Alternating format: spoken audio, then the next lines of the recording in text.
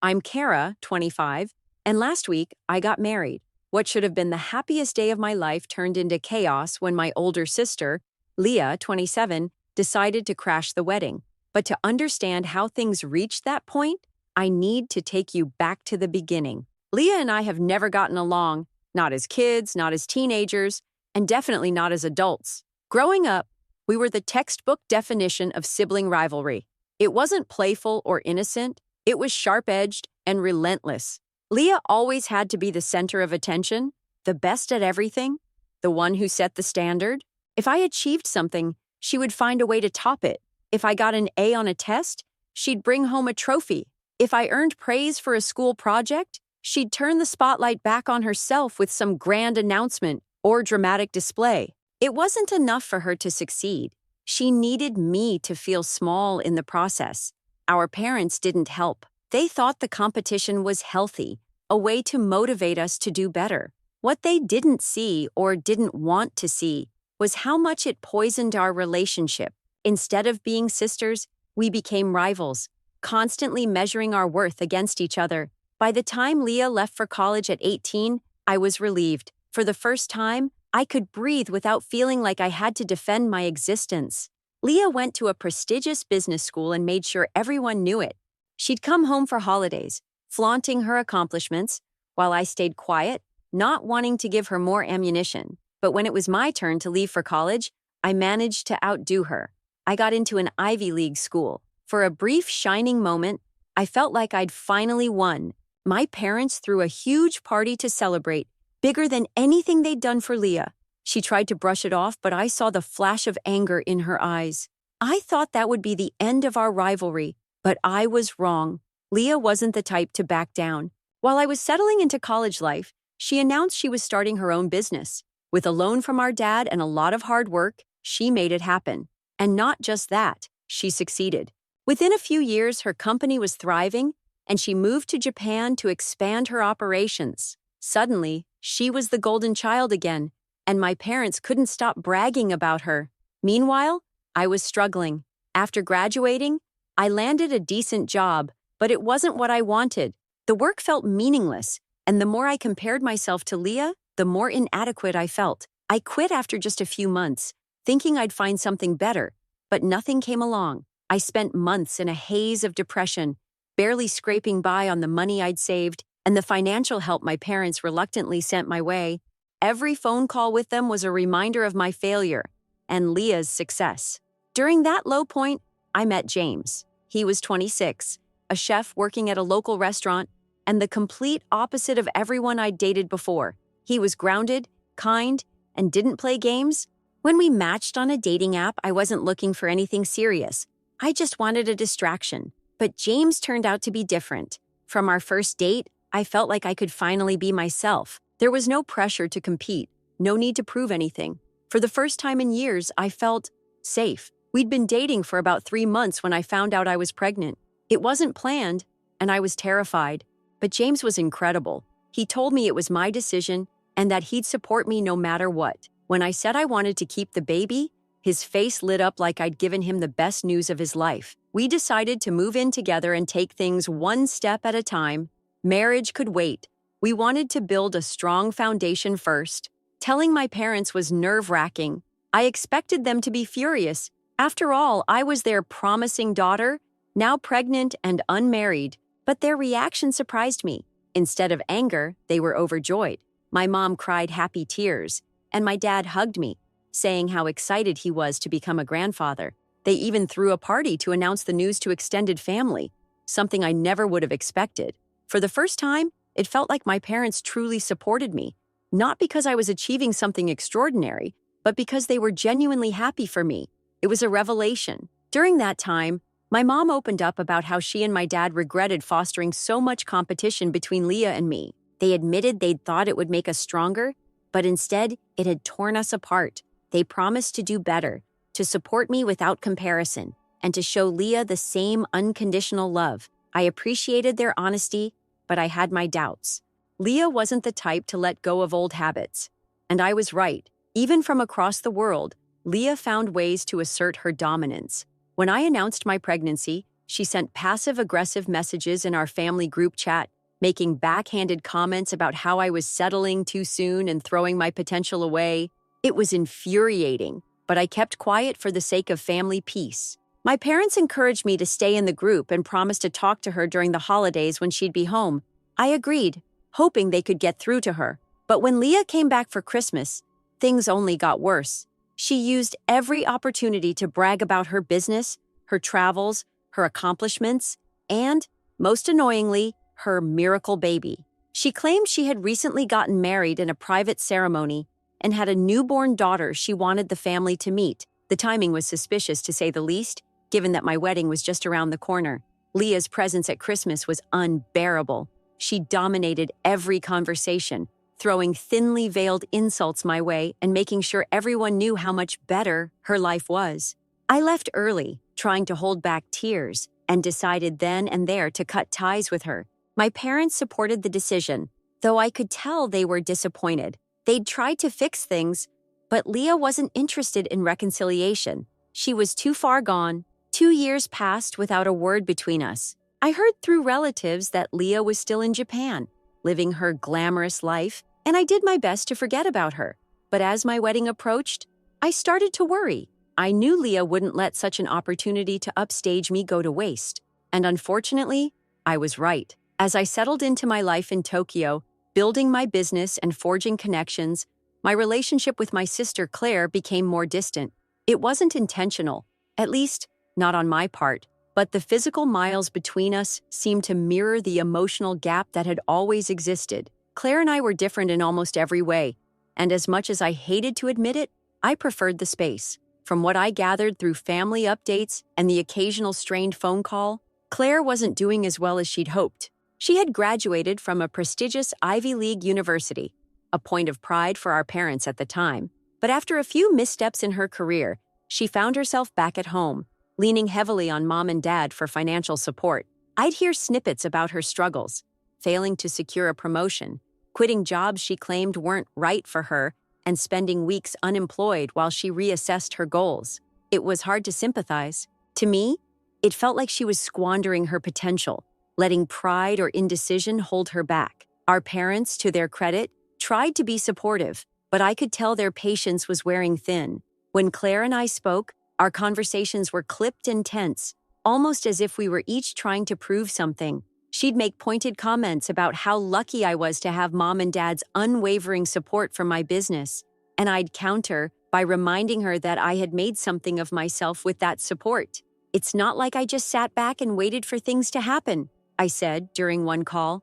"I worked for this." "Right," she replied, her tone icy. "Some of us don't get handed a golden opportunity, Nora." I bit my tongue, unwilling to escalate the argument. In my mind, Claire's bitterness wasn't my problem. She had chosen her path, and she needed to deal with the consequences. But even as I brushed off her words, I couldn't completely ignore the sting they carried. Maybe there was some truth in what she said. Maybe I was lucky. But luck didn't build a business. It was my drive and discipline that made me successful. Claire had every opportunity to do the same, yet here she was, stuck in neutral. Despite our differences, I found myself keeping tabs on her through mom and dad. I wasn't actively concerned, but I was curious. They'd tell me about her new attempts to get her life on track, a certification course here, a part-time job there. For every step forward, though, there seemed to be 2 steps back. I could sense their frustration even if they tried to hide it. "She just needs to figure out what she wants," Mom said once, her voice weary. "She's a smart girl, but she's so hard on herself." I wanted to believe that was true, but it was hard to reconcile the image of Claire as smart or determined when all I saw were her failures. Still, I kept my opinions to myself. Criticizing her to our parents wouldn't solve anything, and besides, it wasn't like they didn't already see the cracks in her facade. Then came the news that caught me off guard. Claire had met someone. "His name is Jackson," Mom told me during one of our calls. "They've been dating for a few months now." "That's quick," I replied, trying to keep the judgment out of my voice. Mom laughed nervously. "Well, they seem serious. I think he's been good for her." Good for her. The phrase stuck with me, though I wasn't sure why. Maybe it was because I couldn't imagine anyone being good for Claire when she seemed so lost herself. Or maybe it was because I suspected this was just another one of her impulsive decisions, a distraction from the real work she needed to do. When I found out she was pregnant not long after, I wasn't surprised. If anything, it confirmed what I already believed about Claire. She never thought things through. She and Jackson moved in together, and she decided to keep the baby despite their relationship being so new. Don't you think that's a little reckless? I asked Mom when she shared the news. She's happy, Nora, Mom replied, a hint of defensiveness in her voice. That's what matters, happy. I doubted that. Claire had spent years blaming her unhappiness on external factors, bad jobs, lack of recognition, our parents' expectations. Now she was diving headfirst into motherhood with a man she barely knew. It didn't seem like a recipe for happiness. It seemed like another escape. What bothered me even more, though, was how quickly our parents rallied around her. They gushed about how excited they were to be grandparents, how proud they were of Claire for embracing this new chapter. The same parents who had drilled discipline and responsibility into me at every turn were now showering Claire with praise for a decision that, by all accounts, seemed impulsive at best. I tried to brush it off, telling myself their reactions didn't matter. But deep down, it felt like a betrayal. They had held me to such high standards, pushed me to be perfect, and now they were bending over backward to accommodate Claire's choices. Choices that, in my opinion, didn't deserve the validation they were giving her. From my perspective, Claire was still the same person she'd always been. Someone who rushed into things without thinking, who envied the success of others, but refused to put in the work to achieve her own. She might have been building a new life for herself, but I couldn't see it as anything more than another temporary distraction. As far as I was concerned, nothing had changed. Claire and I were still running two very different races, and I had no intention of slowing down to look back. The months that followed my pregnancy announcement were a mix of surprises and challenges. On the one hand, James and I were settling into our life together, preparing for the arrival of our twins. On the other hand, Leah's long shadow continued to loom over everything. It didn't help that, even from Japan, she found ways to remind me of her presence. Our family group chat became a war zone, though only one side was actively fighting. Leah would send thinly veiled jabs under the guise of casual conversation. "Oh, it must be so hard to plan a wedding and take care of twins," she'd write, adding, "I don't know how you're managing everything. I guess some of us are just built differently." Other times it was, "I saw a wedding dress in Tokyo that reminded me of you." Simple but sweet. Very practical. I didn't respond to her messages, but each one felt like a slap. My parents were trying, though. After our heartfelt conversation following my pregnancy news, I believed they genuinely wanted to repair the damage they'd caused by pitting us against each other. They encouraged me to ignore Leah's comments and promised to talk to her when she came home for the holidays. They wanted her to see that our family wasn't a competition and that there was space for both of us to thrive. I hoped they were right, but deep down, I knew Leah wouldn't make it easy. She thrived on being superior, on being the one who had it all. Still, I tried to keep the peace for my parents' sake. I stayed in the group chat, even when Leah's messages made my blood boil, and I kept my distance emotionally, focusing on my little family and the life James and I were building together. That year, Leah came home for Christmas. She arrived with grand fanfare, announcing she had a special surprise for everyone. I wasn't sure what to expect, but it turned out to be her miracle baby. She claimed she had secretly gotten married in Japan the year before and had recently become a mother. She brought the baby to the family gathering, holding her like a trophy, and everyone flocked to her. I was suspicious from the start. For one, Leah hadn't mentioned a husband, let alone a pregnancy, in the group chat. She'd only recently started dropping hints about her new life. And for another, the timing felt far too convenient. My wedding was just a few months away, and suddenly, Leah had a baby and a secret marriage to flaunt? It felt calculated, like she couldn't bear the thought of me being the center of attention. Throughout the holiday, Leah's behavior was unbearable. She monopolized conversations, interrupted others to talk about her business or her miracle baby, and threw me pointed looks every chance she got. "Kara, you must be so busy with the twins," she said once, her voice dripping with faux concern. "I don't know how you find time for yourself." I guess that's what happens when you rush into things. I wanted to scream, but I didn't. I refused to give her the satisfaction of knowing she'd gotten under my skin. Instead, I left the gathering early, tears stinging my eyes, and vowed to cut ties with her completely. My parents supported the decision, though they still clung to the hope that Leah could change. The next few months were a blur of wedding planning and parenting. James was my rock, always calm and steady, even when I was overwhelmed. He reminded me that Leah didn't matter, that her opinions and actions couldn't take away from what we'd built together. I tried to focus on that, but a part of me couldn't shake the fear that Leah would find a way to ruin my big day. Then, about a month before the wedding, I heard through relatives that Leah was back in town. She hadn't told anyone she was coming, and she didn't reach out to me or my parents.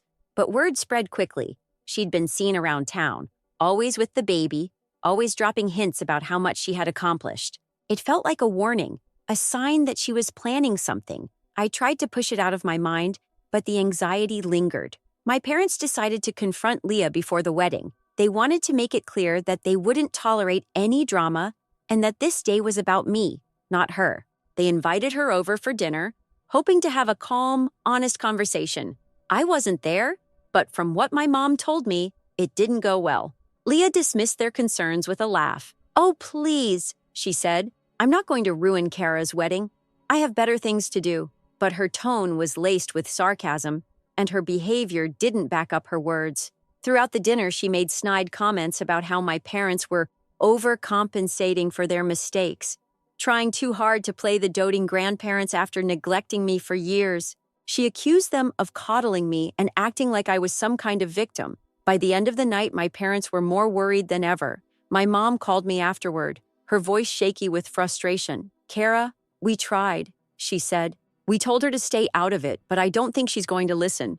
Just be prepared, okay?" Prepared for what?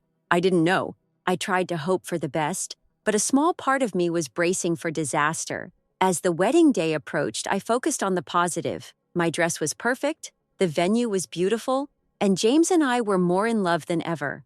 We had worked so hard to get to this point, and I wasn't going to let Leah, or anyone else, ruin it. But as it turned out, Leah had other plans.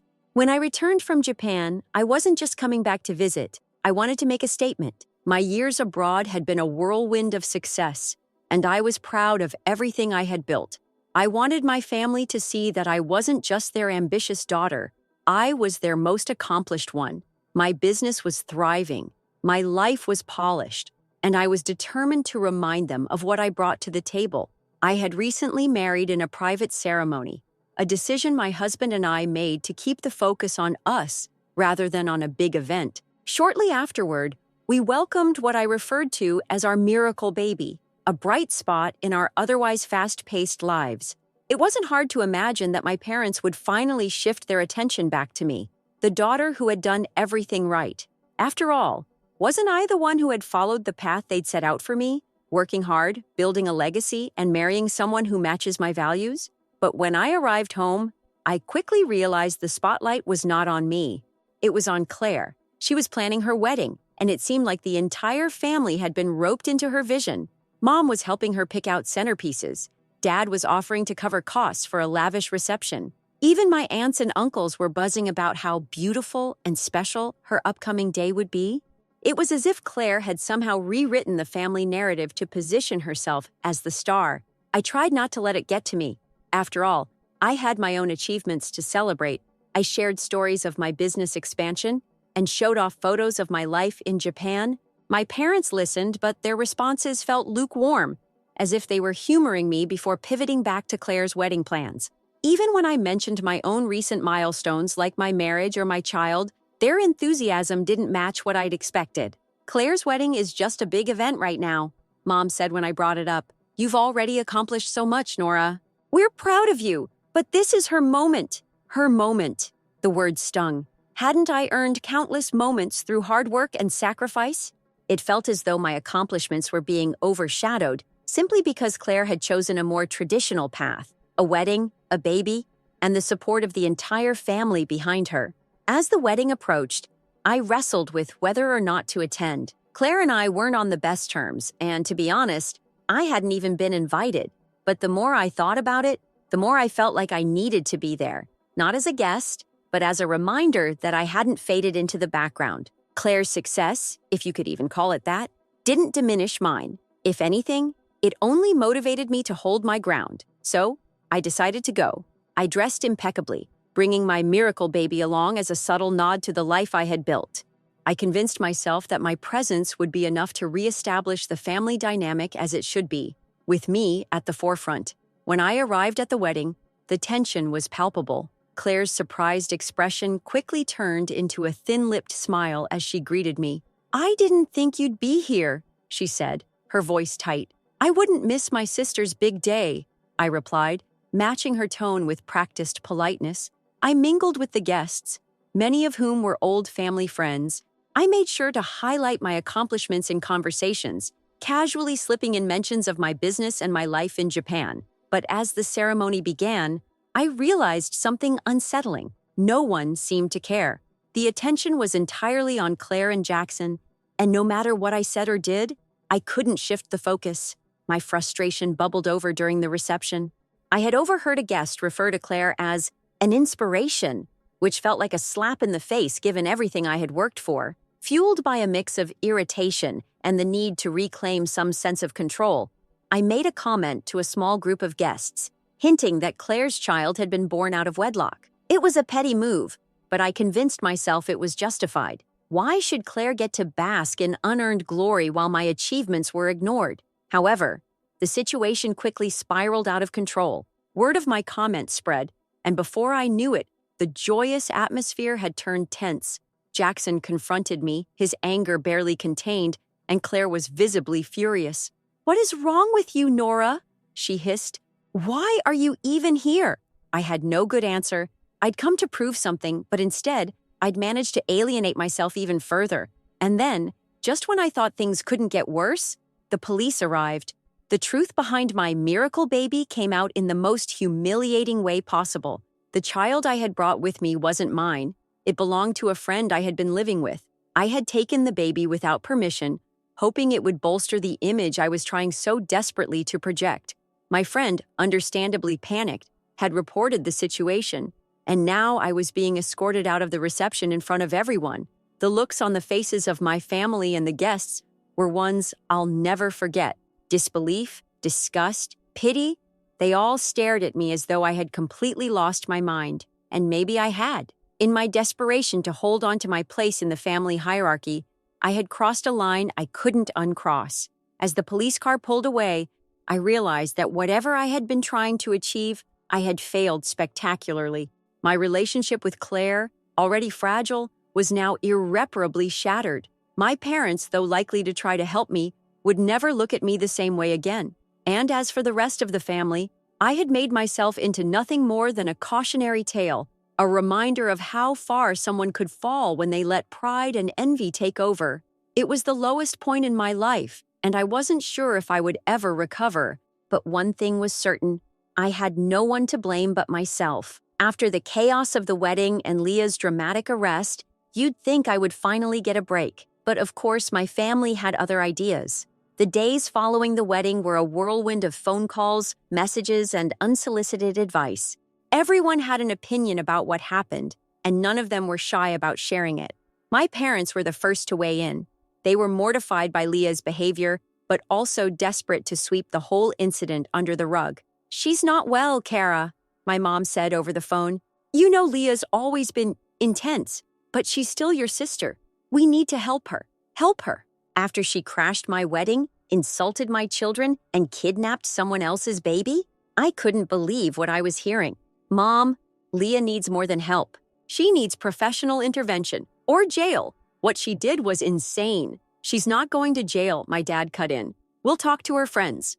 Maybe they'll drop the charges if we explain." "Explain what?" I snapped. "That Leah is a grown woman who made the conscious decision to steal a baby and ruin my wedding because she couldn't stand not being the center of attention?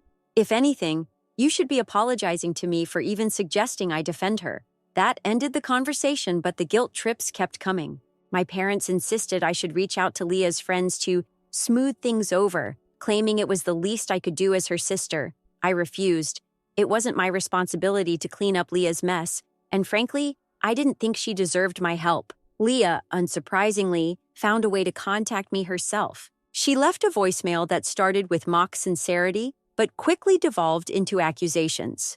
According to her, I had intentionally flaunted my marriage and family to provoke her. "You've always been jealous of me," she said, her voice venomous. "And now you've turned everyone against me.